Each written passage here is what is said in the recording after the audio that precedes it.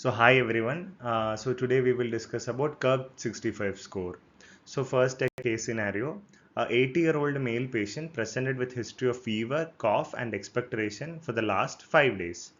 He has a history of diabetes mellitus and coronary artery disease, and on checking his vitals it had respiratory rate of 32 per minute, saturation of 90% on room air and a pulse rate of 110 per minute, and blood pressure was 100/50.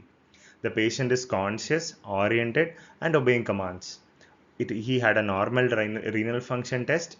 So what we are going to do is we have to see how severe is his pneumonia and how will you dispose of this patient. So coming to CURB-65 score, the components of CURB-65 score, it has 5 components mainly. C is for confusion, which is given a score of 1. U, as you can see, is urea. The urea levels, if it is more than 7 millimole per liter or more than 42 milligram per deciliter, then a score of 1 is given. If the value is given in blood urea nitrogen, see, for MCQ purposes and all, sometimes they give the value of urea, sometimes they can give you the value of blood urea nitrogen also. If that is the case, if it is more than 20 milligram per deciliter, then a score of 1 is given.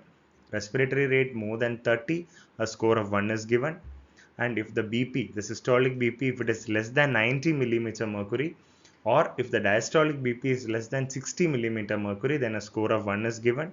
And if the age, if it is more than 65 years, then a score of 1 is given. So this is the CURB-65 score. So the components include C for confusion, U for urea levels more than 7 millimole per liter or 42 milligram per deciliter, R for respiratory rate more than 30 per minute. Blood B is for blood pressure, which includes systolic BP less than 90 or diastolic BP less than 60 millimeter mercury, and age more than 65.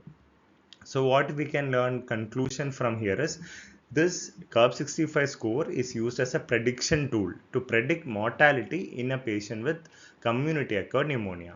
So if the score is 0 to 1, there is a less than 5% chance for 30-day mortality, and for these patients the management is mainly by home treatment. If the score is 2, then 30-day mortality will be less than 10%. In these group of patients, you can go for a hospital supervised treatment, which can be either a short stay inpatient treatment for observation, or it can be a hospital supervised outpatient. If the score is 3 to 5, then it indicates a 30-day mortality of 15 to 30%.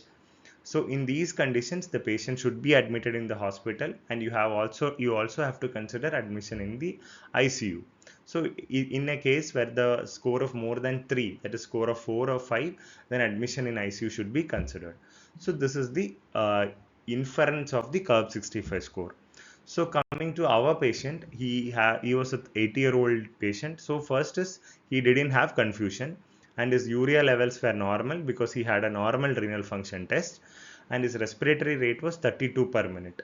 That is given a score of 1 because respiratory rate more than 30 is given a score of 1.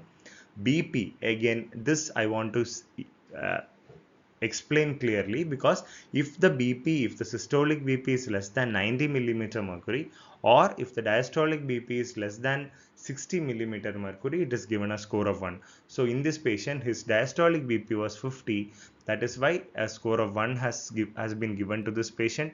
And if the age is more than 6, because he is an 80-year-old, age is more than 65, then score of 1 is given. So total score of 3. So this patient requires an inpatient admission for further management. Thank you.